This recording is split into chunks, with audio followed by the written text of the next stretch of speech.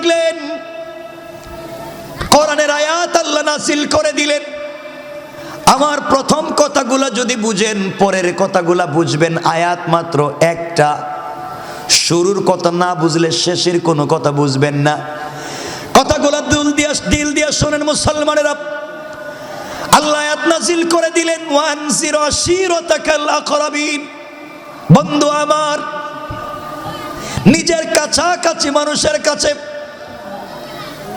দাওয়াত পৌঁছে দাও, আমার তাওহীদ এবং তোমার রাসূলের তোমার রিসালাত পৌঁছে দাও। নবীজি সাল্লাল্লাহু আলাইহি ওয়াসাল্লাম দাওয়াত দেওয়ার জন্য দাঁড়িয়ে গেলেন। কথাগুলো শোনেন। আমার নবীজি একদিন সকালবেলা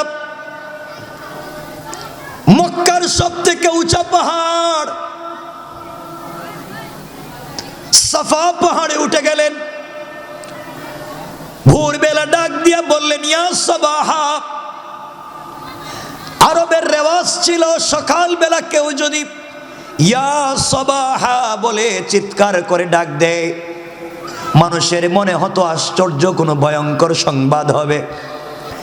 এই জন্যে সকল মানুষ সকালবেলা পাহাড়ের নিচে পৌঁছে গেল, টিলার নিচে পৌঁছে গেল। যারা যেতে পারলেন না তারা তাদের প্রতিনিধি পাঠিয়ে দিল। পয়গম্বরে আরবি দাঁড়িয়ে গেলেন আর ডাক দিয়ে বলেন, কুরাইশেরা শোনো, মক্কার নেতৃস্থানীয় মানুষেরা শোনো, আব্দে মানাফ শোনো, কুরাইশের মানুষেরা শোনো, আমি মুহাম্মদ ইবনে আব্দুল্লাহ তোমাদের কাছে কেমন লোক আজকে আমি জানতে চাই, তোমাদের কাছে আমি কেমন শুনতে চাই।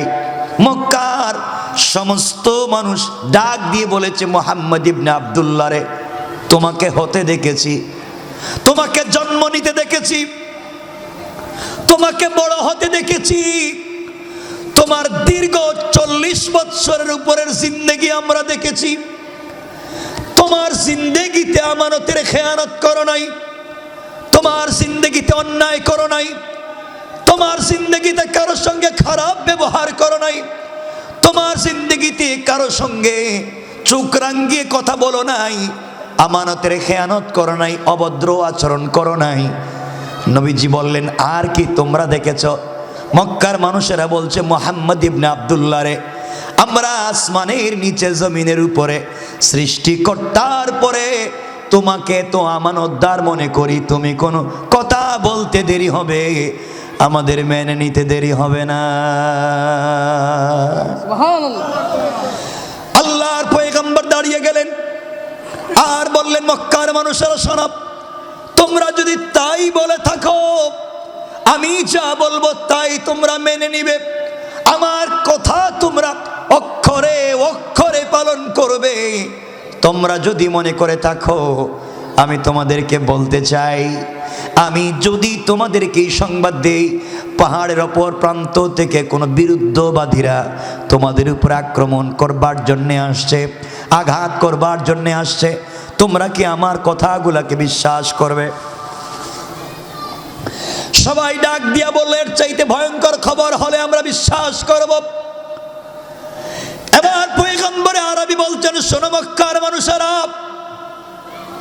তোমরা আল্লাহর ইবাদত বাদ দিয়েছো, মূর্তির পূজা করো, পাথরের পূজা করো, আগুনের পূজা করো, গাছের পূজা করো, শিরকে তোমরা নিপতিত হয়ে গিয়েছ, আল্লাহর তাওহীদকে ভুলে গিয়েছ।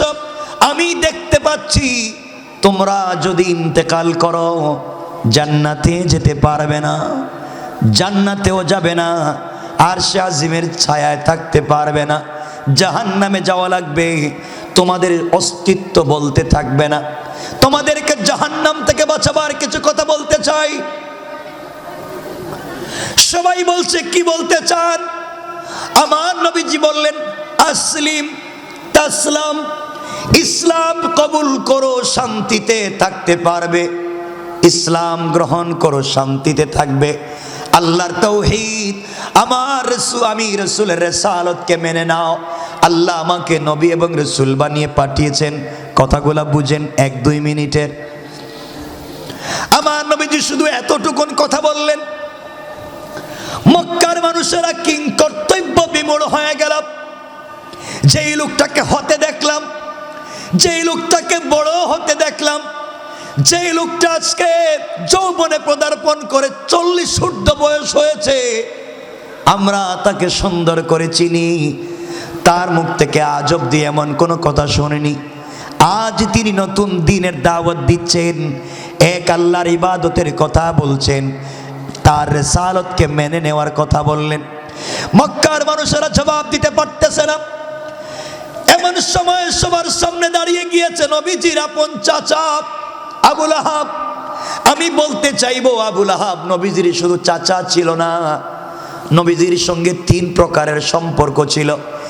1 নাম্বার আবুল আহাব নবীজির চাচা, 2 নাম্বার আবুল আহাব এবং আমার রাসূল দুজন ছোট থেকে বড় হয়েছেন, একসাথে বাল্য বন্ধু ছিলেন। 3 নাম্বার সম্পর্ক হলো আবুল আহাবের 2 ছেলে উতবা এবং উতাইবার কাছে আমার নবীজি তার 2টা মেয়ে জাইনাব এবং রুকাইয়াকে বিয়ে দিয়েছিলেন। একদিকে চাচা, অপর দিকে বিয়াই। এতগুলা সম্পর্ক থাকবার পরে আবুল আহাব দাঁড়িয়ে গেল আর ডাক দিয়ে বলল, মুহাম্মদ ইবনে আব্দুল্লাহ রে, তাব্বান লাকা ইয়া মুহাম্মদ আলিহাযা জামাতানা দাউতানা। ও মুহাম্মদ ইবনে আব্দুল্লাহ, তোমার সারা দিন ধ্বংস হয়ে যাক, তুমি ধ্বংস হয়ে যাও। এই জন্য কি আমাদেরকে দাওয়াত করে একত্রিত করেছ? এই কথাগুলো বলে হাতের মধ্যে পাথর নিয়ে আমার নবীজিকে আঘাত করবার জন্যে যখন উদ্যত হয়েছে, আঘাত করবে, আমি যে কথা বলতে চাই আমার বন্ধুগণ, এখানে হাজারো শত মানুষ দাঁড়িয়েছিল, কেউ প্রতিবাদ করলো না, কেউ নবীজিকে গালি দিল না, কেউ নবীজির কথা শুনবার করে কোনো কথা বলল না। সর্বপ্রথম যেই লোকটা গালি দিয়েছে, নবীজিকে নিয়ে ঠাট্টা মস্করা করেছে, সে কে? বললেন না, সবাই বলেন না। চাচার পরিচয় কি? ঘরের লোক। চাচা কি বাহিরের লোক না ঘরের? সবাই বললেন না, সবাই বলেন না। চাচা বাহিরের লোক না ঘরের লোক? নবীজি দিনের দাওয়াত দিলেন, প্রথম দাওয়াত দিলেন বাহিরে। যারা বাধা দিয়েছে, অন্য ধর্মের মানুষ বাধা দেয় নাই, অন্য গ্রামের মানুষ বাধা দেয় নাই। সর্বপ্রথম যে ব্যক্তি দিনের দাওয়াতে বাধা দিয়েছে, সে হচ্ছে রাসূলের ঘরের লোক। কথা বলেন না কেন? সবাই বলেন। সুতরাং আজ দ্বীনের দাওয়াত দিতে গেলে, আল্লাহর তাওহীদ এবং রাসূলের রিসালাতের দাওয়াত দিতে গেলে, সর্বপ্রথম যারা বাধা দেয় তারা রাস্তাঘাটের সাধারণ পাবলিক নয়, তারা হচ্ছে আমার মতো, আপনার মতো টুপিওয়ালা, পাঞ্জাবিওয়ালা, পাগড়িওয়ালা আমাদের ঘরের লোক। ঠিক কিনা বলেন? আমাদের ঘরের লোকে আমাদেরকে বাধা দেয়। আমার মুসলমান বন্ধুগণ, আবুল আহাব আমার নবীজিকে মারবার জন্য দাঁড়ালো। নবীজি সাল্লাল্লাহু আলাইহি ওয়াসাল্লাম আল্লাহর কাছে বলতে লাগলেন, আল্লাহ তাআলা, চাচা আমাকে গালি দিয়েছে, আমার অন্তরে ব্যথা লাগেনি, আমাকে নিয়ে মস্করা করেছে, আমার ব্যথা লাগেনি। আয় আল্লাহ, কিন্তু আপনাকে গালি দিয়েছে, আমার সহ্য হয় না। যে কথা বলতে চাই আপনারা বুঝেন, বুঝাতে চাইলাম। কোরআনে কারীমের 13 নম্বর পারা 14 নম্বর সূরা ইব্রাহিমের প্রথম আয়াতে আল্লাহ বলেন, আলিফ লাম রা, কিতাবুন আনজালনাহু ইলাইকা লিতুখরিজান নাসা মিনাজ যুলুমাতি ইলান নূর। আল্লাহ রাব্বুল ইজ্জত ওয়াল জালাল বলেন, মুসলমানেরা, এই দুনিয়ার জমিনে একটা মাত্র কিতাব আছে, যার নাম আল কোরআন। আমি আপনার উপর অবতীর্ণ করেছি। কোরআন এমন একটা লাইটের নাম, কোরআন এমন একটা ম্যাগনেটের নাম, কোরআন এমন একটা চুম্বকের নাম। তোমরা যদি সমাজের অন্ধকারাচ্ছন্ন সমাজের কোনো একটা জায়গায় কোরআন নামক লাইটটাকে, কোরআন নামক ম্যাগনেটটাকে সুন্দর করে লাগিয়ে দিতে পারো, সমাজের কোনো জায়গায় অন্ধকার থাকবে না, আলোকিত করে দিবেন কে? আরো জোরে বলেন কে? কোরআনকে বুঝো, কোরআনকে থিসিস করো, কোরআনকে অ্যানালাইজ করো। কম মনোযোগ দিবেন। কেন নবীজির ওয়ারাফা'না লাকা যিকরাক সম্মান কখন বাড়তে গেল, কেমনে বাড়ালেন সে কথায় নিয়ে যাচ্ছে। আমার নবীজি আল্লাহর কাছে বললেন, আল্লাহ আমাকে গালি দিয়েছে, আমি মাফ করে দিলাম। আল্লাহ পাল্টা জানাইয়া দিলেন, পয়গম্বরে আরবি ও হাবিবুল্লাহ, আমার পরে তোমাকে স্থান দিয়েছি। সৃষ্টির জায়গায় এমন কোন সৃষ্টি নাই, আসমানে, জমিনে, দুনিয়ায়, আসমানে আমি যা সৃষ্টি করেছি, যেখানে আমার নাম রেখে দিয়েছি ওখানে তোমার নাম রেখে দিয়েছি। গোটা দুনিয়াকে ভৌগোলিকভাবে যেভাবে আল্লাহ সাজাইলেন, আল্লাহ বলেন পুরা দুনিয়ার ডিজাইন করেছি আমি আমার বন্ধুর নাম দিয়া। আল্লাহু আকবার। ওখানে নিয়ে যাব আপনাদেরকে। আমার বন্ধুগণ, আল্লাহ বললেন, বন্ধুরে তোমাকে গালি দিয়েছে, তুমি মাফ করে দিয়েছ।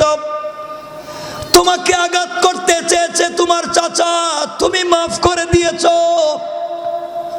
ও বন্ধু, আমি বাড়িয়ে বলতে পারি, যারা আমি আল্লাহকে গালি দিয়েছে, আবুল আহাব মাফ করে দিয়েছি।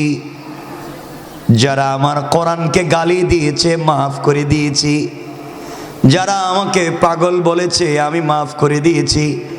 কিন্তু যার জন্য এত কিছু আমি আল্লাহ করেছি, যাকে সম্মানিত করবার জন্য দুনিয়ার স্ট্রাকচারকে ডিজাইন করলাম, সেই কলিজার টুকরা হাবিবুল্লাহ আমার বন্ধুকে গালি দিয়েছে, আমি আবুল আহাবকে ছেড়ে দিতে পারি না। দুনিয়ার সব কিছু মাফ করে দিতে পারি, কিন্তু আমার বন্ধুকে গালি দিলে 1 মিনিটের জন্যে আল্লাহ মাফ করে দিতে পারেন না। ঠিক কিনা বলেন? এবার আল্লাহ সূরা লাহাব নাজিল করলেন। এটা আমার মূল আলোচ্য বিষয় না। সূরা লাহাব সূরা লাহাব নাজিল করলেন তার বিরুদ্ধে, কিন্তু আমার কথা হচ্ছে সূরার মধ্যখানে আল্লাহ একটা আয়াত জুড়ে দিলেন। আল্লাহ বললেন, ওয়ামরাতুহু হাম্মালাতাল হাতাব, একটা আয়াত বাড়িয়ে দিলেন। আর আল্লাহ বললেন, পয়গম্বর আরবি বন্ধু আমার, শুধু আবুল আহাবকে আমি ধ্বংস করে দিয়েছি তা না, তার স্ত্রী উম্মে জামিল তাকেও ধ্বংস করে দিয়েছি। ইমরাত ওয়ামরাতুন উম্মে জামিলকে আমি ধ্বংস করে দিয়েছি। কেন উম্মে জামিলকে ধ্বংস করলেন? উম্মে জামিল আবুল আহাবের স্ত্রী, আমার নবীজির বিআইন, তাকে ধ্বংস করবার কথা কেন আসলো? হাম্মালাতুন শব্দের 2টা তাফসীর মুফাসসিরিনে কেরাম তাফসীরের কিতাবে লিখেছেন। একটা তাফসীর হলো, শব্দের অর্থ হলো, ব্যাখ্যা হলো, এই মহিলা বাড়িতে বাড়িতে, রাস্তায় রাস্তায়, দোকানে দোকানে, যেখানে যায় সেখানে বসে গীবত করে, শাকায়ত করে, সমালোচনা করে, আমার নবীকে গালি দেয়, আমার নবীর বিরুদ্ধাচরণ করে, যেখানে সেখানে গালিগালাজ করে, বদনাম করে, গীবত করে, শাকায়ত করে। আল্লাহ বলেন, হাম্মালাতুন, গীবত শাকায়তকারিনী মহিলাকে আমি আল্লাহ ধ্বংস করে দিয়েছি। 2 নম্বর ব্যাখ্যা, এই মহিলা কাটাওয়ালা, শক্ত অন্যায় কাঠ এনে, কাটাওয়ালা জিনিস এনে রাস্তায় ফেলে দিয়ে আমার নবীকে কষ্ট দিত। এই জন্যে আল্লাহ তাকেও ধ্বংসের কথা বললেন, এখানে শেষ হয়ে যেতে পারত। এই উম্মে জামিল যে কথা বলতে চাই, কোরআন কেমনে বাঁচাইয়া দেয় দেখেন। কোরআন যদি আপনার সাথে থাকে, কোরআন যদি আপনার সিনায় থাকে, কোরআন যদি আপনার জবানে থাকে, গোটা পৃথিবী যদি আপনার বিরুদ্ধে চলে যায় মারবার জন্যে, আল্লাহ বলেন, বান্দারে, গোটা পৃথিবীর মানুষের সামনে তোমার ভিতরে যদি কোরআন থাকে, কোরআন থাকে, আমি কথা দিলাম এই কোরআনের মাধ্যমে আমি আল্লাহ তোমাকে হেফাজত করে দিব। পড়েন সুবহানাল্লাহ। কেমনে বাঁচাইয়া দিবেন দেখেন।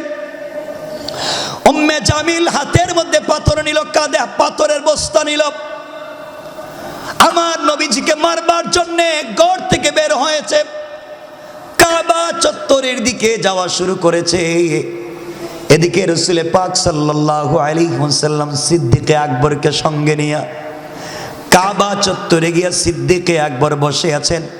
আমার নবী সিদ্দিকে আকবরের রানের উপরে মাথা রেখে শুয়ে আছেন। আমার নবীজি শুয়ে শুয়ে কোরআন তিলাওয়াত করেন। সিদ্দিকে আকবর বলেন, আমি কলিজার টুকরা রাসূলের নূরানি চেহারার দিকে তাকাই আর দুইটা কান দিয়ে নবীজির কোরআন তেলাওয়াত শুনি। এইভাবে দীর্ঘক্ষণ চলে গেল। হঠাৎ করে দেখলাম একজন মহিলা কাঁধের মধ্যে পাথর নিয়ে আমার নবীজিকে আঘাত করবার জন্য, মারবার জন্য আসতেছে। এমন সময় রাসূল পাককে তিনি বললেন, পয়গম্বরে আরবি, কোন মহিলা যদি আপনাকে আঘাত করে, কোন মহিলা যদি আপনাকে লাঞ্ছিত করে, এর চাইতে বড় বেইজ্জতি আর নাই। আপনি বলেন না, আমি জবাব দিই, আমি প্রতিবাদ করি। আমার নবীজি বললেন, ও সিদ্দিকে আকবর, আল্লাহ পাক জানিয়ে দিয়েছেন বন্ধু আমার, কেউ যদি তোমাকে আঘাত করবার জন্য আসে, কেউ যদি তোমাকে লাঞ্ছিত করবার জন্য আসে, দুনিয়ার জমিনে কেউ যদি তোমাকে অপমানিত করতে চায়, তুমি জবান দিয়ে শুধু কোরআন তিলাওয়াত করবে। আর আমি আল্লাহ কথা দিলাম বন্ধুরে, তুমি কোরআন তিলাওয়াত করতে থাকবে, তোমাকে হেফাজত করার জিম্মাদার স্বয়ং আমি আল্লাহ। আল্লাহু আকবার। সিদ্দিকে আকবর আমার নবীর চেহারার দিকে তাকায় আর আসমানের সূর্যের দিকে তাকায়, আসমানের তারকা চন্দ্রকে কল্পনা করে এই সিদ্ধান্তে পৌঁছে গেলেন। আর তিনি বললেন, কসম রব্বে পাকের জাতের, আমি তাকাইয়া দেখলাম আসমানের চন্দ্র, আসমানের তারকা, আসমানের সূর্যের চাইতে আমার নবীর চেহারা আরো বেশি সুন্দর দেখা যায়। পড়েন সুবহানাল্লাহ। উম্মে জামিল কাছাকাছি পৌঁছে গিয়েছে। হযরত সিদ্দিকে আকবর দেখলেন উম্মে জামিল নবীজির চাচি এবং বিআইন। ডাক দিয়ে বললেন, ইয়া রাসূলুল্লাহ, আপনার ঘরের লোক আপনাকে মারবার জন্য এসেছে, আপনি বলেন না প্রতিবাদ করি। নবীজি বললেন, সিদ্দিকে আকবর রে, আমি কোরআন তেলাওয়াত করব, রব বলেছেন বাঁচাইয়া দিবেন, আমার কোনো অস্ত্র লাগবে না, আমি কিছুই করতে পারবো না, কোরআন তেলাওয়াত করব। আমার নবীজি শুয়ে শুয়ে কোরআন তিলাওয়াত করেন। হযরত আবু বকর দুইটা চোখ দিয়ে আমার নবীজিকে দেখেন, দুইটা কান দিয়ে আমার নবীজির তেলাওয়াত শুনেন। এমন সময় আবু বকর তাকায়া দেখেন উম্মে জামিল বড় বড় পাথর নিয়া আমার নবীর সিনা মুবারকের সামনে দাঁড়াইয়া, সামনাসামনি দাঁড়াইয়া আবু বকরকে ডাক দিয়ে বলছে, আবু বকর রে, তুমি এখানে একা একা বসে আছো, তোমার বন্ধু কোথায়? আল্লাহু আকবার বলেন। আল্লাহু আকবার। আবু বকর আশ্চর্য হয়ে গেলেন। উম্মে জামিল বলে কি, আমি দেখি আমার নবীজি আমার রানে শুয়ে আছেন, আমি কান দিয়ে নবীজির তেলাওয়াত শুনি, দুইটা চোখ দিয়ে দেখি উম্মে জামিল সরাসরি নবীজির সিনার সামনে দাঁড়াইয়া আমাকে দেখে, আমার নবীজিকে দেখে না, ব্যাপার কি? তিনি বললেন, উম্মে জামিল রে, তুমি নবীজিকে খুঁজতে এসেছো, তোমার ভাতিজা তুমি খুঁজে দেখো কোথায় আছে। উম্মে জামিল পুরা কাবা চত্বর খুঁজে কোথাও না পেয়ে আবার আমার নবীর সামনে দাঁড়ায়া আবু বকরকে বলছে, আবু বকর বলো না, আজকে তোমার বন্ধু নাই, তুমি একা একা বসে আছো। উম্মে জামিল বলে যাচ্ছি, শোনো, তোমার বন্ধু আমার ভাতিজা এবং বিআই মুহাম্মদ ইবনে আব্দুল্লাহকে মক্কার কোন জায়গায় যদি আমি পাই, আস্ত রাখবো না, মেরে ফেলবো। উম্মে জামিলের কথা শুনে সিদ্দিকে আকবর মুচকি হেসে হেসে মনে মনে বললেন, তোমার চোখের সামনে কলিজার টুকরা নবীজি শুয়ে আছেন, দেখতে পাও না, আর তুমি কেমনি আমার নবীজিকে আঘাত করবে? পড়েন না সুবহানাল্লাহ। উম্মে জামিল গালাগালি করে চলে গেল, হুমকি দিয়ে গেল মুহাম্মদকে দুনিয়ার জমিনে রাখবে না। উম্মে জামিল যাওয়ার পরে সিদ্দিকে আকবর উঠে আমার নবীজিকে জড়াইয়া ডাক দিয়ে বলেছেন, পয়গম্বরে আরবি, আপনাকে আমি দেখি, আপনার কোরআন তিলাওয়াত আমি শুনি, উম্মে জামিল আপনার সামনে দাঁড়ায়া আমাকে দেখে আপনাকে দেখে না, ব্যাপার কি? নবীজি চোখের পানি ছেড়ে ডাক দিয়ে বললেন, আবু বকর রে, আমার আল্লাহ আমাকে বলেছেন, বন্ধু আমার, দুনিয়ার কোন জালেম, দুনিয়ার কোন বিরুদ্ধবাদী অন্যায়কারী যদি তোমাকে আঘাত করতে আসে, মারতে আসে, ওই সময় তুমি আমার কোরআন থেকে শুধু তিলাওয়াত করে যাবে, আমি আল্লাহ হিজাবাম মাসতুরা, আকাশ থেকে একটা গোপন পর্দা পাঠাইয়া ওই কাফের আর তোমার মধ্যখানে আমি আল্লাহ নিজে পার্টিশন সৃষ্টি করে দেই। পড়েন সুবহানাল্লাহ, আল্লাহু আকবার বলেন। কষ্ট হচ্ছে আপনাদের? অসুবিধা হচ্ছে? একটু হাত উঠান দেখি, কার কার অসুবিধা হচ্ছে? অসুবিধা হইতেছে? হাত যে উঠাইলেন সকলে, তাহলে কি ওয়াজ বন্ধ করে দেব? অসুবিধা হয়? আপনাদের অসুবিধা মানে আমার ডাবল সুবিধা, তাড়াতাড়ি রেখে দিলাম। কষ্ট হচ্ছে না তো? শোনো যুবকেরা, কি বলতে চাই বুঝো। আজকে কোরআন রাসূল পাক তিলাওয়াত করলেন, তাকে বাঁচিয়ে দিলেন। আরেকটা কথা, 1 মিনিটে কোরআন থাকলে কেমনে বেঁচে যাবেন, আর এই কোরআনকে রাসূল ফলো করবার কারণে সম্মান কোথায় চলে গেল, সে কথাই আজকে বুঝাতে চাই। এই কোরআন যদি আপনার কাছে থাকে, আমার কাছে থাকে, আমাদেরকে সম্মানিত করে দিবেন কে? আল্লাহ। সকলে আওয়াজ করে বলেন, কে? আল্লাহ।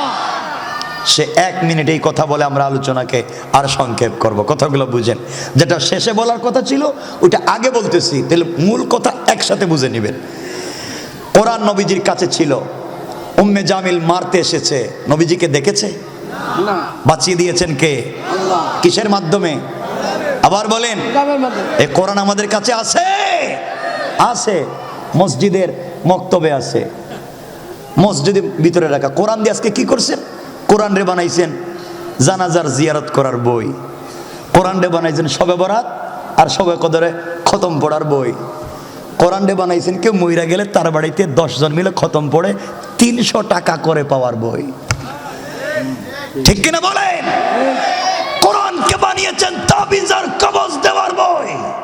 রব বলেছেন কোরআন তোমরা physics, chemist, biology, physiology, druggist, science, arts, algebra, জ্যামিতি, পৌরনীতি, অর্থনীতি, লসাগু, কসাগু, দুনিয়ার সৃষ্টি থেকে কিয়ামত অবধি যা হবে, রব বলেছেন তিবিয়ানান লিকুল্লি শাই, সব কিছুর পূর্ণাঙ্গ ব্যবস্থা দিয়ে আল্লাহ পাক বলেছেন কোরআন নাজিল করেছি। পড়েন সুবহানাল্লাহ। কোরআন বাদ দিয়ে দিছি, কোরআন বাদ। কথাগুলো বুঝো মুসলমানেরা, যে কথা বলতে চাইলাম, কোরআন থাকলে আল্লাহ কেমনে আপনাকে বাঁচাইয়া দিবেন, দিল দিয়া শোনাও। যে কথা শেষে বলার কথা ছিল আগে নিয়ে আসছি শুধু বুঝাবার জন্যে। নবীজি সাল্লাল্লাহু আলাইহি ওয়াসাল্লাম যেদিন হিজরত করে মক্কা থেকে মদিনায় যাবেন, ঘটনা উদ্দেশ্য না, 1 মিনিট বুঝেন।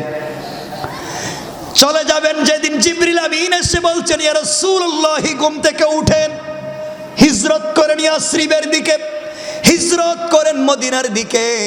নবীজি সাল্লাল্লাহু আলাইহি ওয়াসাল্লাম উঠে গেলেন, ওযু করলেন, 2 রাকাত সালাত পড়লেন, রবের দরবারে শুকরিয়া আদায় করলেন, আর বলেন, আল্লাহ তাআলা দোয়া শুনেছো, আর এখানে থাকতে হবে না, আমি চলে যাই। আল্লাহ বললেন, বন্ধুরে, জালেম বেঈমানেরা তোমাকে আঘাত করবার জন্য যত কৌশল করেছে আমি আল্লাহ বলে দিলাম, ইন্না কাইদাশ শাইতানি কানা দাঈফা। দুনিয়ার অন্যায়কারীরা যত কৌশল করছে তোমাকে আঘাত করবার জন্য, সবগুলা কৌশল আমি আল্লাহর কাছে মশা মাছির চাইতে আরো বেশি দুর্বল। কণ্ঠে কিনা?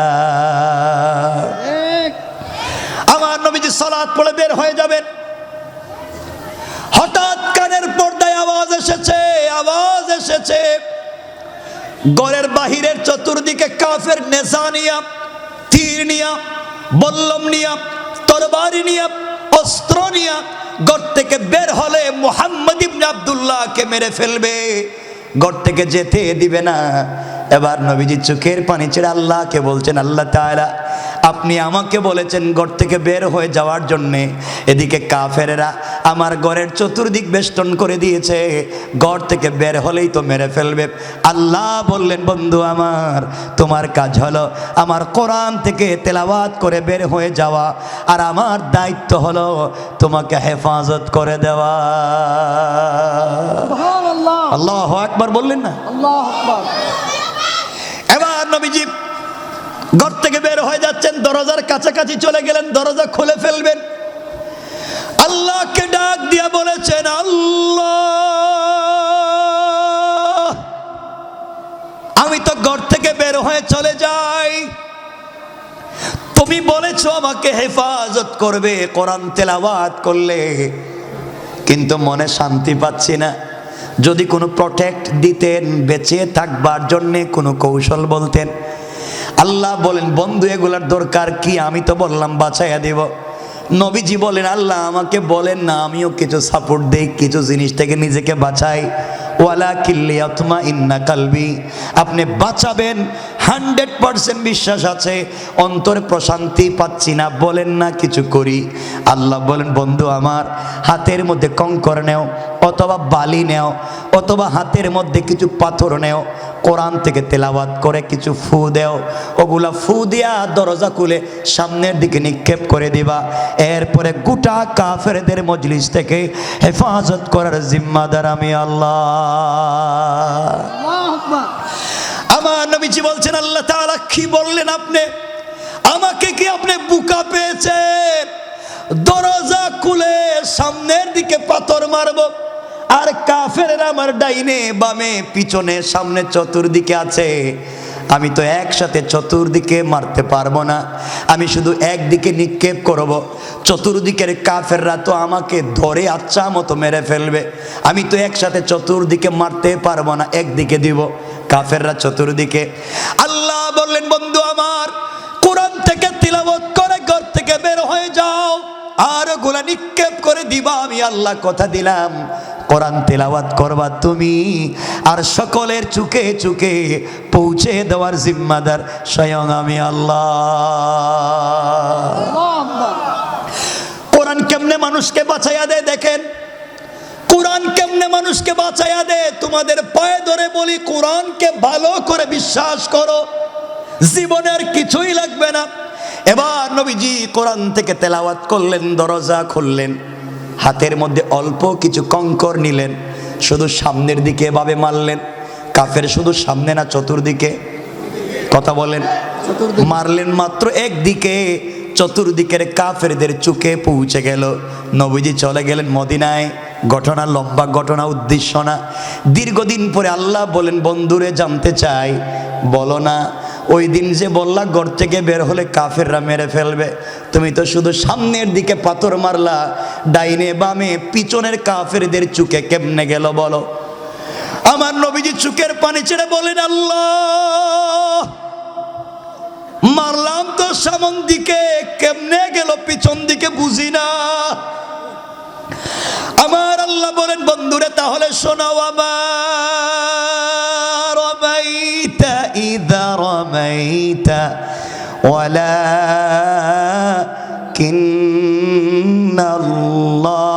ওয়ালাকিন্নাল্লাহ রামা।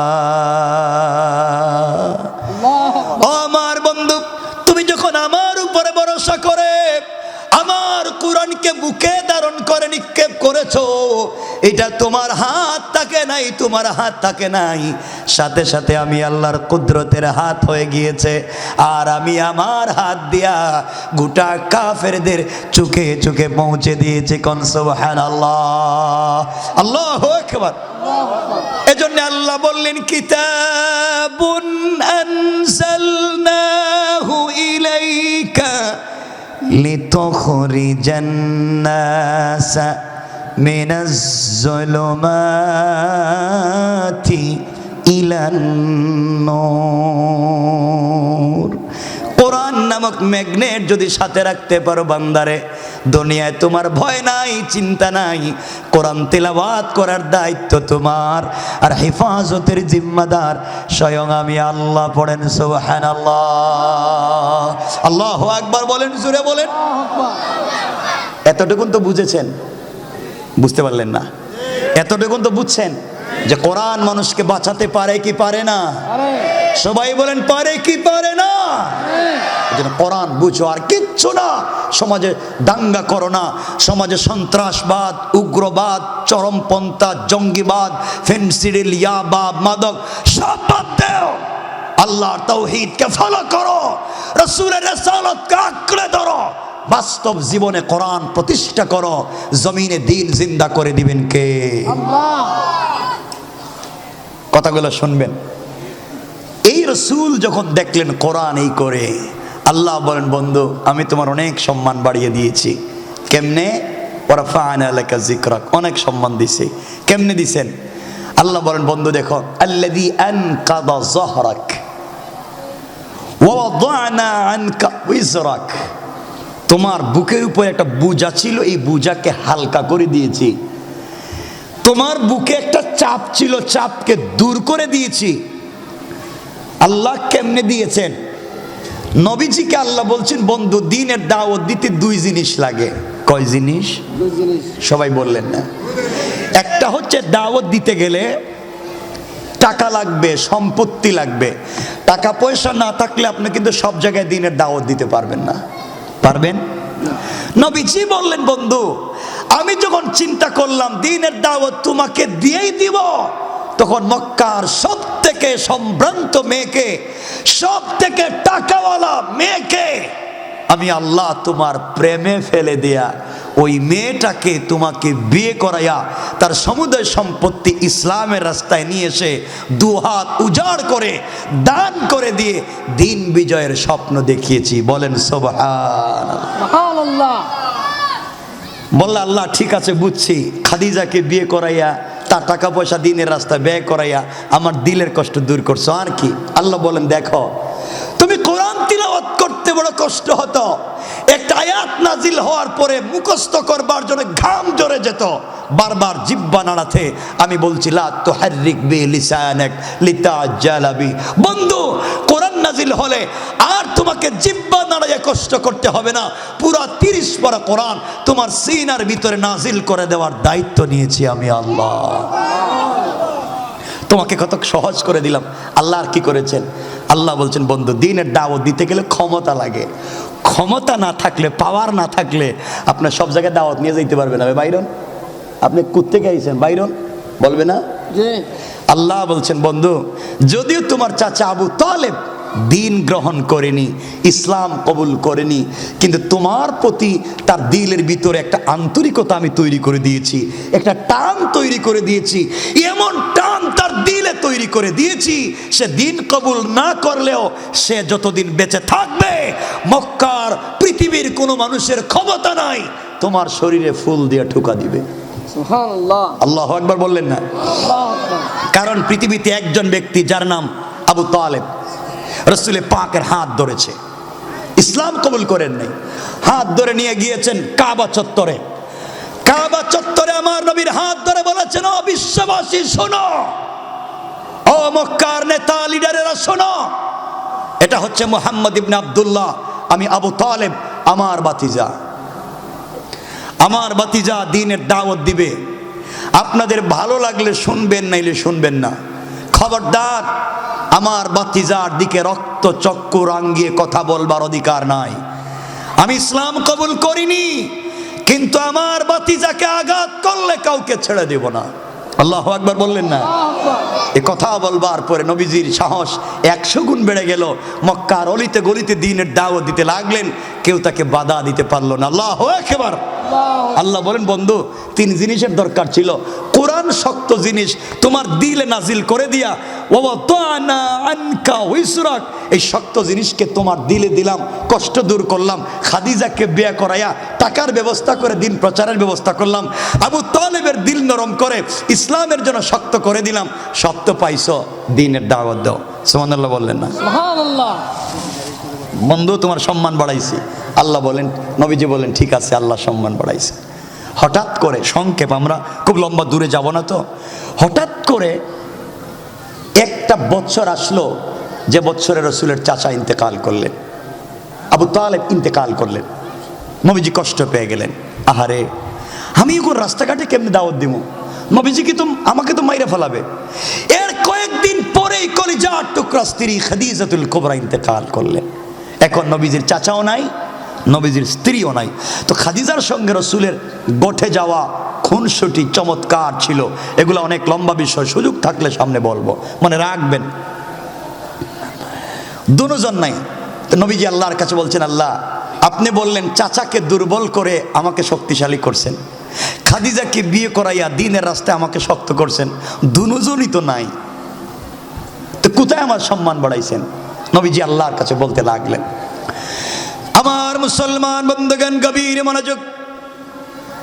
আল্লাহর পয়গম্বর, আখেরি জামানার নবী, সরকারে কায়নাত, দু জাহানের সরদার, নবী রহমত জনাবে মুহাম্মদুর রাসূলুল্লাহ সাল্লাল্লাহু আলাইহি ওয়াসাল্লাম সিদ্ধান্ত নিলেন আর মক্কায় থাকবো না। ঘরের ভিতরে খাদিজা নাই, এই ঘরের ভিতরে থাকবার মতো সুযোগ নাই। ঘরের ভিতরে আমার চাচা নাই। মক্কার অলিতে গলিতে দ্বীনের দাওয়াত দিতে গেলে মানুষ আমাকে আঘাত করবে, দ্বীনের দাওয়াত দিলে মানুষ আমাকে কষ্ট দিলে, ঘরের ভিতরে আসলে যার কথা শুনলে দিল ঠান্ডা হয়ে যায়, সেই খাদিজা ঘরের ভিতরে নাই। নবীজির চিন্তার শেষ নাই। খাদিজা রাদিয়াল্লাহু তাআলা আনহা যখন ইন্তেকাল করলেন, আমার নবীজি দ্বীনের দাওয়াত নিয়ে যখন বাহিরে থাকতেন, বিকাল বেলা করে আসতেন, ঘরের দরজায় নক করলে সাথে সাথে ঘরের দরজা খুলে যেত। নবীজি সাল্লাল্লাহু আলাইহি ওয়াসাল্লাম খাদিজাকে বলতেন, খাদিজা আমি তো জওয়ান, তুমি প্রায় ৭৫ বছরের উপরে তোমার বয়স, বৃদ্ধা হয়ে গিয়েছো, তুমি কি রাত্রবেলা ঘুমাও না? খাদিজাতুল কুবরা বলতেন, স্বামী আমার আপনি দ্বীনের দাওয়াতে বাহিরে থাকেন, আমি কেমনে বিছানার সঙ্গে পিঠ লাগাইয়া ঘুমাবো? আমি সারা রাত্র দরজার সঙ্গে পিঠ লাগাইয়া দাঁড়িয়ে থাকি, কখন আমার কলিজার টুকরা স্বামী দরজায় নক করবেন, সাথে সাথে যেন আমি দরজা খুলে দিতে পারি। কোন সুবহানাল্লাহ। সুবহানাল্লাহ। কেমন স্ত্রী, কেমন স্বামী। খাদিজাকে নবীজি এত ভালোবাসতেন, কয়েক মিনিটে বলে দেই, খাদিজাকে এত ভালোবাসতেন, নিজে 21 বছর অথবা 25 বছর বয়সে বৃদ্ধা একজন মহিলাকে বিয়ে করলেন। এত ভালোবাসা তৈরি হয়েছিল, আল্লাহর রাসূল খাদিজার ইন্তেকালের আগ পর্যন্ত কোনো মহিলাকে বিয়ে করলেন না। আমার বন্ধুগণ, সকালবেলা একদিন সারাদিন দ্বীনের দাওয়াত দিয়ে বিকেলবেলা আমার নবীজি ঘরে ফিরলেন। ঘরকে কেমন করে সাজাতে হবে শুনে যাও। ও মুসলমানেরা, কথাগুলো দিল দিয়ে শোনো। আমার মায়ের বোনেরা শুনেন, খাদিজা তার স্বামীর জন্য কেমন ছিলেন। ঘরকে সুন্দর করতে হলে কেমন করা লাগবে শোনো। নবীজি সাল্লাল্লাহু আলাইহি ওয়াসাল্লাম দ্বীনের দাওয়াত নিয়ে বাহিরে ঘরে আসলেন। এসে দেখেন খাদিজাতুল কুবরা কাঁদতেছেন, বিছানার মধ্যে শুয়ে আছেন। রাসূল পাক মাথায় হাত দিয়ে দেখলেন প্রচন্ড জ্বর উঠেছে, শরীর কাঁপতেছে। জিজ্ঞাসা করলেন, খাদিজা তোমার কি হয়েছে?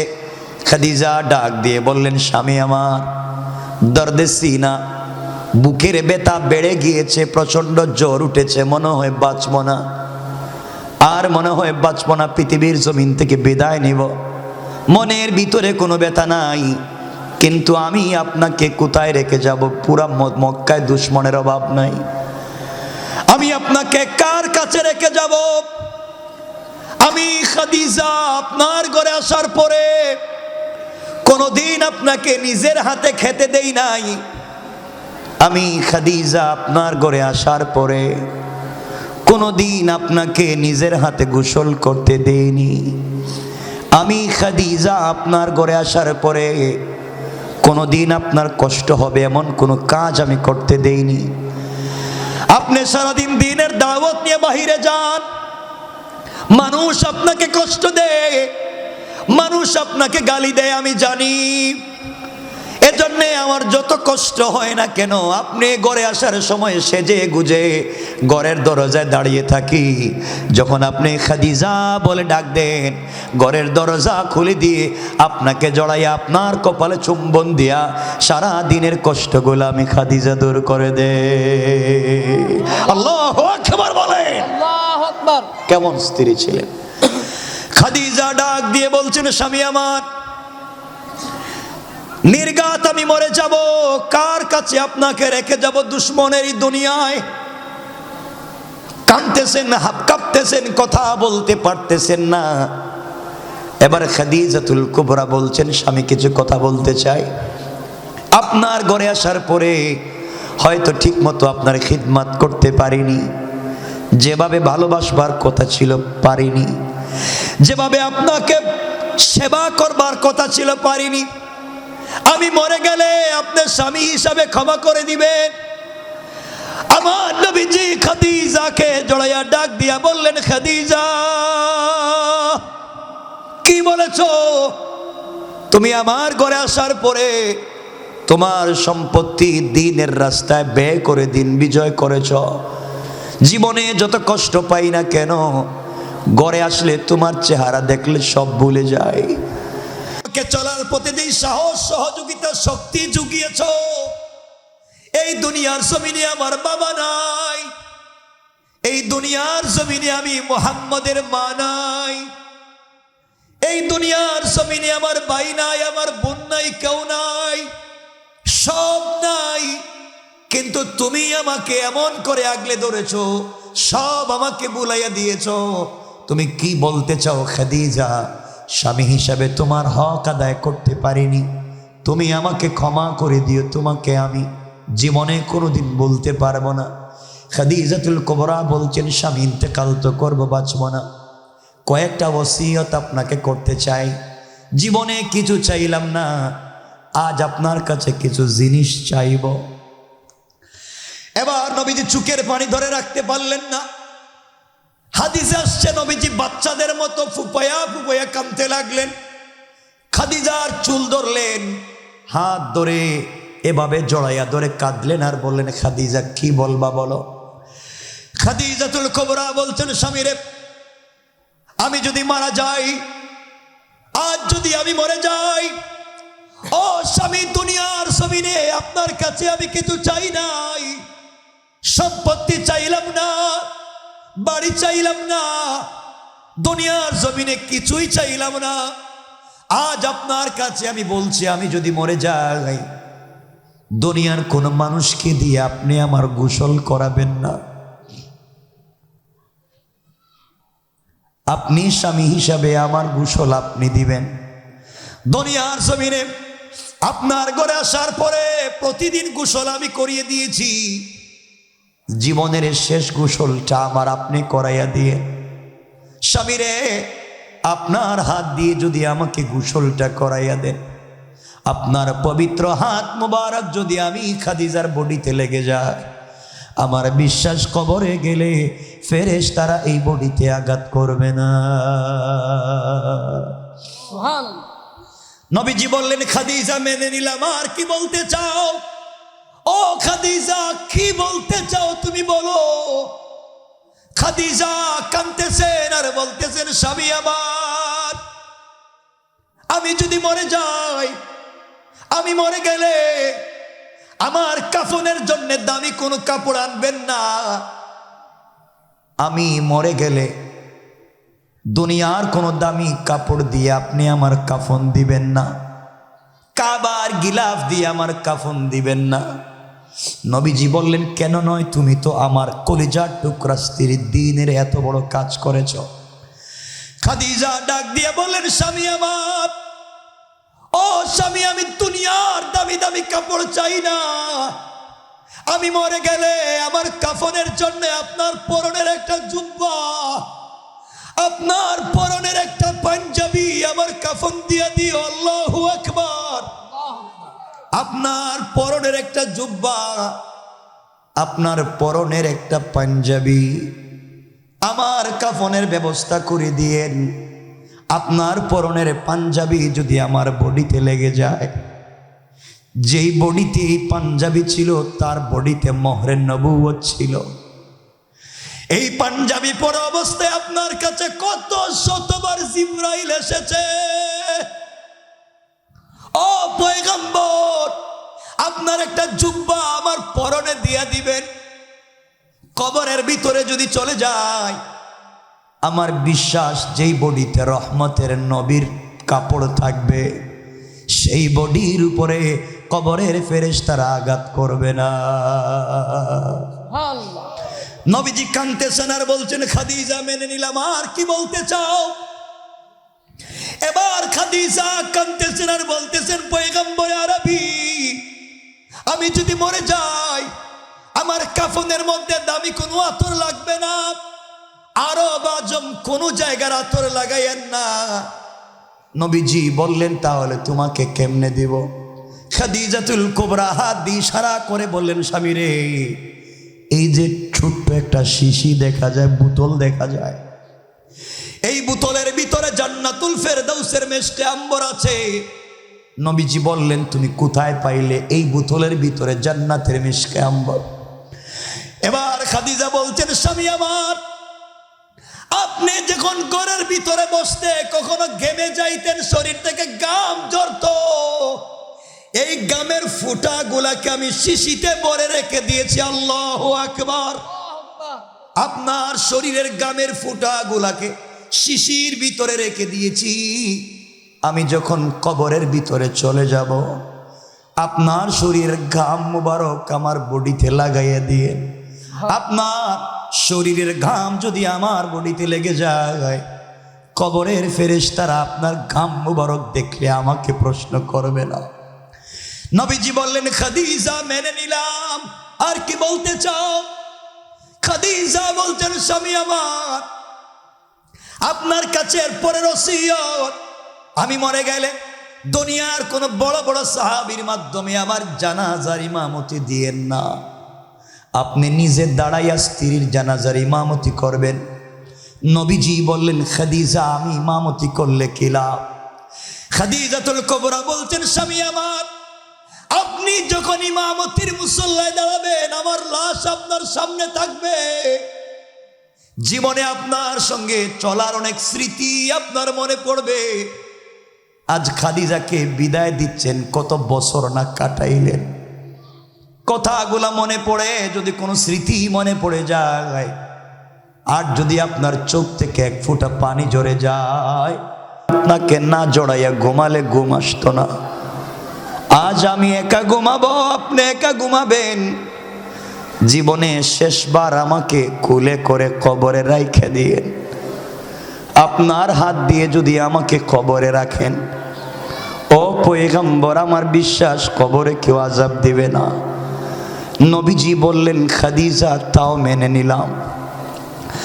এবার খাদিজা বলছেন, স্বামী আর একটু কাছে আসেন। আমার নবীজি আরো কাছে গেলেন। খাদিজাতুল কুবরা রাদিয়াল্লাহু তাআলা আনহা নবীজির দুটা হাত জড়াইয়া চুম্বন করে বলছেন, স্বামী, শেষ কথা, আমার শেষ ওসিয়ত, স্বামী, আমি যদি মরে যাই, আপনি বলেছেন কবরের প্রশ্নের জবাব বড় কঠিন হবে, কেউ তো পারবে না কবরের জিম্মাদার হতে। পয়গম্বর আরবি, আমাকে একা একা আপনি কবরে রাইখা চলে আইসেন না। ফেরেশতারা প্রশ্ন করলে জবাব দিতে পারবো না। আপনার কাছে আমার শেষ ওসিয়ত, আমার কবরের প্রশ্নের জবাবগুলা আপনি কবরের উপরে থাইকা দিবেন। নবীজি আশ্চর্য হয়ে গেলেন, এটা কেমনে সম্ভব? খাদিজাকে বুঝাবার জন্য বললেন, কথা দিলাম তোমাকে একা রেখে যাব না। যে আমাকে এতদিন আগলে ধরেছে, খাদিজা কিন্তু যাব না, তোমার প্রশ্নের জবাব দেওয়ার চেষ্টা করব। বাইরে কিছুক্ষণ পরে লম্বা কথা, খাদিজাতুল কুবরা ইন্তেকাল করলেন। যেভাবে বলেছেন সেভাবেই রাসূল সব কাজ সম্পাদন করলেন। নিজের হাতে কবরে রেখে কাঁদতেছেন, মাটি দিয়ে বসে আছেন। সাহাবায়ে কেরাম ডাক দিয়ে বলছেন, ইয়া রাসূলুল্লাহ, ইয়া হাবিবাল্লাহ, ও পয়গম্বরে আরবি, আপনি কাঁদবেন কেন? বাড়িতে চলেন, বাড়িতে চলেন, আর কাঁদবেন না। ওমরকে ডাক দিয়ে নবীজি বললেন, ওমর রে, গড়ে গিয়ে আমি কার কাছে শান্তি পাবো? কে আমার সারা দিনের ব্যথাগুলাকে দূর করে দিবে? কে আমার মাথায় হাত দিয়া বলবে, ও স্বামী, দুনিয়ার কেউ আপনাকে দেখতে না পারলে আমি খাদিজা ছেড়ে যাব না। আজ আমার খাদিজা ছেড়ে গিয়েছে, সহ্য হয় না, বাড়িতে কেমনে যাই? সিদ্দিক আকবর এক হাতে ধরলেন, হযরত ওমরে ফারুক আর এক হাতে ধরলে বললেন, নবী, এভাবে কাঁদবেন না, আপনার কান্না আমাদের সহ্য হয় না। আপনি চলেন, বাড়িতে চলেন। নবীজি বসে বসে বললেন, ওমর রে, কথা দিয়েছি, খাদিজাকে কথা দিছি, আমি যত কথা খাদিজাকে দিছিলাম সব তো খাদিজা পালন করছে। খাদিজা সব কথা পালন করছে, আমি একটা কথা দিয়েছি, খাদিজার প্রশ্নের জবাব দিব। আমি কেমনে কবরে রেখে বাড়িতে যাই? সবাই তো বসে বসে কাঁদতেছেন। কিছুক্ষণ পরে জিবরিল আমিন হাজির হয়ে সালাম দিয়ে বলছেন, ইয়া রাসূলুল্লাহ, ও পয়গম্বরে আরবি, আপনি কাঁদছেন কেন? বাড়িতে যান। নবীজি বললেন, আমি কি খাদিজার প্রশ্নের জবাব না দিয়ে যেতে পারি? জিবরাইল বলছেন, ইয়া রাসূলুল্লাহ, আপনি যেই কবরে বসে আছেন, পৃথিবীতে আসমানের নিচে জমিনের উপরে আল্লাহ এমন কোন ফেরেশতা তৈরি করেন নাই আপনি বসে থাকবেন আর কেউ প্রশ্ন করবে। আপনি না গেলে কোনো ফেরেশতা খাদিজাকে প্রশ্ন করতে পারবে না। আপনি একটু যান তো খাদিজাকে প্রশ্ন করবে। নবীজি বললেন, কথা তো দিয়েছি, জবাব আমি দেব। আওয়াজ আসলো, আওয়াজ হলো, গায়ব থেকে আওয়াজ এসেছে, হাবিবুল্লাহ, কলিজার টুকরা বন্ধু, বাড়িতে চলে যাও, আর কাঁদতে হবে না। খাদিজা দিনের জন্য যা করেছে, যত কষ্ট করেছে, আমি আল্লাহ সন্তুষ্ট হয়ে গিয়েছি। খাদিজার প্রশ্নের জবাব দেওয়ার জন্য তোমাকে বসে থাকা লাগবে না। আমি আল্লাহর আরশে আজিম থেকে খাদিজার প্রশ্নের জবাবের জিম্মাদার হয়ে গেলাম। আল্লাহু আকবার বলেন। আমি বলতে চাই, জিন্দেগি এভাবে বানাও, পরিবারকে এভাবে তৈরি করো, পরিবারকে জান্নাতের টুকরা বানাও। ফিতনা বাদ দেও, অন্যায় অনাচার বাদ দেও, ইনশাআল্লাহ। বলেন না ইনশাআল্লাহ? সবাই বলেন, আরো জোরে বলেন, ইনশাআল্লাহ। আমার বন্ধুগণ, কষ্ট হচ্ছে আপনাদের? রাসূল পাকের স্ত্রী ইন্তেকাল করলেন, চাচাও মারা গেলেন। বাড়িতে আসার পর ভালো লাগতেছে না নবীজির, কাঁদতেছেন, একা একা কাঁদতেছেন। চিন্তা করে দেখলেন, আর মক্কায় থাকবো না। চাচাও নাই, স্ত্রীও নাই, মাও নাই, বাবাও নাই, ভাই বোনও নাই। এ মক্কা আমার কেউ দেখতে পারবে না। নবীজি চিন্তা করলেন, যাই নানার বাড়ি। নানার বাড়ি গেলে হয়তো নানার বাড়ির লোক তো আমাকে একটু দেখলে আদর করবে, ভালোবাসবে, তার অনেক আমাকে আদর করত। নবীজি এই চিন্তায় ঘর থেকে বের হয়ে গেলেন, নানার বাড়ি তায়েফে চলে যাচ্ছেন, আর থাকবেন না বাড়িতে।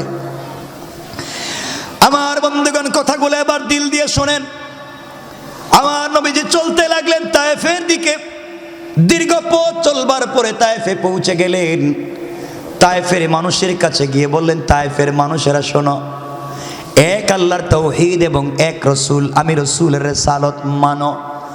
আসলিম তাসলাম, ইসলাম কবুল করো, জান্নাতে যাইবা, শান্তিতে থাকবা। এই কথাগুলা বলবার অপরাধে তায়েফের মানুষেরা আমার নবীজিকে পাগল বলতে লাগলো, বকওয়াস গালি দিতে লাগলো, হাতে পায়ে শিকল আর দড়ি লাগায়া অপমানিত গোলামের ন্যায় তায়েফের জমিনে টানা হেঁচড়া শুরু করে দিয়েছে। বাচ্চাদেরকে পাগল পাগল বলে লেলিয়ে দিয়েছে। বাচ্চারা ইট পাটকেল আমার নবীর বডিতে মারা শুরু করে দিল। আমার নবীজি শুধু বলতে লাগলেন, আল্লাহুম্মা গফির লিকওমি ফাইন্নাহুম লা ইয়ালামুন। আল্লাহ, আমার জাতি আমাকে বুঝে নাই, তুমি তাদের বদলা নিও না, আমি মাফ করে দিলাম। আয় আল্লাহ, আমাকে তারা আঘাত করেছে, রক্তাক্ত করেছে, তুমি যদি রাগ করে তায়েফবাসীকে মেরে ফেলো, আমি কার কাছে দ্বীনের দাওয়াত দিব? কেমন ছিলেন আমার দরদি নবী? নবীজি সাল্লাল্লাহু আলাইহি ওয়াসাল্লাম 3 জায়গায় অজ্ঞান হয়ে গেলেন। জ্ঞান ফিরবার পরে খাদেম তাকে একটা জায়গায় নিয়ে এসেছে। নবীজি তাকাইয়া দেখেন শরীরের রক্ত, কাপড় ভিজে গেছে, পুরা কাপড় লাল হয়ে গিয়েছে। নবীজি একটা একটা করে কাপড় মোবারক খুললেন, খুলে নবীজি জমিনে রাখেন না, কাপড়গুলাকে নিজের রানের উপরে রেখে দিলেন। খাদেমকে বললেন, খাদেম তোমার কাছে কোনো কাপড় আছে কি? খাদেমের কাছ থেকে কাপড় নিয়ে শরীর মাথা থেকে পা পর্যন্ত মুছলেন। এরপরে নবীজির শরীর থেকে রক্ত বন্ধ হয় না। হঠাৎ করে তাকাইয়া দেখা যায় নবীজি দেখেন নাই, পায়ের মধ্যে ছিল চামড়ার মোজা, মোজার নিচে 1 ফোঁটা রক্ত লটকে গেছে। তারিখে ইবনে জারির তাবারিতে লিখে আল্লাহ রব্বুল ইজ্জত ওয়াল জালাল জিবরাইলকে বলছেন, জিবরাইল তুমি কোথায়? জিবরাইল বলছেন, আল্লাহ আমি সিদরাতুল মুনতাহায় বড়ই গাছের নিচে। আল্লাহ বললেন, জিবরাইল রে এই মুহূর্তে যাও, দুনিয়ার জমিনে যাও, আমার নবীজিকে তায়েফের মানুষ চিনে নাই, আঘাত করেছে, সহ্য করেছি, আমার নবীজিকে মারছে, আমি কিন্তু সহ্য করছি। মনে রাখো জিবরাইল, আমি আল্লাহ যেমন রহমান রহিম গফফার, আমি তেমন কাহ্হার এবং জব্বার। রাগ করলে কেউ আমাকে থামাতে পারবে না। শোনাম, তায়েফের মানুষ আমার নবীজিকে চিনে নাই, মারছে, কিন্তু তায়েফের মাটি আমার নবীজিকে চিনতে ভুল করবে না। তায়েফের জমিনে যদি আমার নবীর 1 ফোঁটা রক্ত পড়ে যায়, তায়েফের জমিনে যদি কোনোভাবে আমার নবীজির রক্ত পড়ে যায়, গোটা পৃথিবী আমি ধ্বংস করে দেব, জমিন আর টিকাইয়া রাখবো না। নবীজির পা থেকে জমিনে রক্ত পড়ে যাওয়ার আগে আগে তোমার নূরের পর বিছায়া জমিনে রক্ত পড়া থেকে বাঁচাইয়া দাও। জিবরাইল বলছেন, আল্লাহ আমি সিদরাতুল মুনতাহায়, নবীজি কোথায়? তায়েফে। আয় আল্লাহ, কোথায় সিদরাতুল মুনতাহা, কোথায় তায়েফ, রক্ত কোথায়? আল্লাহ বলছেন, জিবরাইল রে পায়ের নিচে চামড়ার মোজা ভরে নিচে রক্ত লটকে গিয়েছে, পা থেকে পড়লে সেকেন্ডের 1 কোটি ভাগের 1 ভাগের ভিতরে মাটিতে লেগে যাবে। আমি আবারও কথা দিলাম, রব কথা দিলে কথা ভাঙ্গি না। যদি আমার বন্ধু রক্ত তায়েফের মাটি স্পর্শ করে রে, কথা দিলাম জমিন রাখবো না, ভেঙ্গে ফেলবো। জিবরাইল বলেন, পৃথিবীতে আসতে আমার 3 দিন কষ্ট হয়েছে।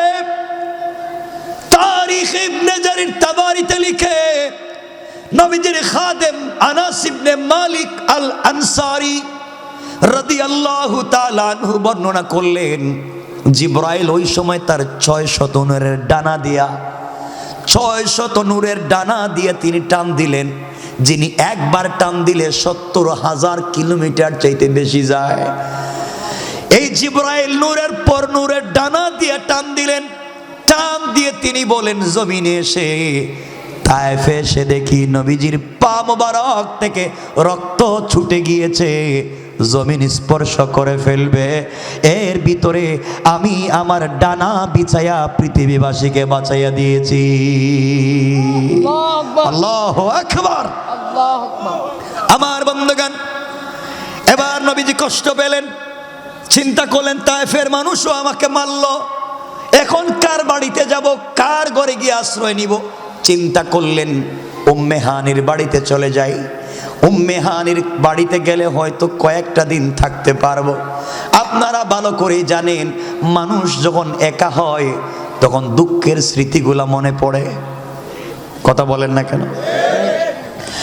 উম্মে হানির বাড়িতে গেলেন, থাকলেন, শরীরের দিকে তাকালেন, তাকাইয়া দেখেন নবীজির শরীরের কাপড়গুলা ছেঁড়া, শরীর ফুলে গিয়েছে, পুরা বডিতে বসন্তের দাগের মতো পাথরের কালো কালো দাগ পড়ে গিয়েছে। কাঁদতেছেন আর বলতেছেন, আল্লাহ তাআলা আপনি বলেছেন ওয়ারাফানা লাকা যিকরাক, আমাকে নাকি সম্মান দিছেন। কি এর সম্মান? যেখানে যাই মানুষ আমাকে পিটায়, মারে, রক্ত ফালায়। তায়েফে গেলে মারে, মক্কায় আইলে মারে, বাড়িতে গেলে মারে, ঘর থেকে বের হলে মারে। আপনি বললেন ওয়ারাফানা লাকা যিকরাক, সম্মান কি দেইনি? আমাকে শুধু আঘাত করে, কোথায় সম্মান? নবীজির এই কথাগুলো আল্লাহর দিলে লেগে গিয়েছে। বন্ধুর কষ্টের কথা আল্লাহ সহ্য করতে পারলেন না। এবার জিবরাইলকে বলছেন, জিবরাইল যাও, পৃথিবীতে আমার পরে আমার বন্ধুকে যে সম্মান দিয়েছি, এই সম্মান আমি আমার বন্ধুকে দিতে চাই, যাও। এবার জিবরিল আমিন আসলেন, নবীজি সাল্লাল্লাহু আলাইহি ওয়াসাল্লাম শুয়েছিলেন, ঘুম থেকে উঠালেন, চোখের পানি মুছলেন। জিবরাইল বলছেন, ইয়া রাসূলুল্লাহ চলেন আমার সঙ্গে। কোথায় নিয়ে যাইবা? আপনি নাকি বলছেন আপনি বড় কষ্ট পাইছেন, কষ্ট পাইলে তো বন্ধুর কাছে গেল কষ্ট দূর করে দিবে। সত্যিকার বন্ধু যিনি হয়, বন্ধুর কষ্টে বন্ধু কাছে থেকে কষ্ট দূর করতে চায়। এবার জিবরাইল বলছেন, ইয়া রাসূলুল্লাহ আমার সঙ্গে চলেন। আমার নবীজিকে সঙ্গে নিয়ে জিবরিল আমিন চলতে লাগলেন।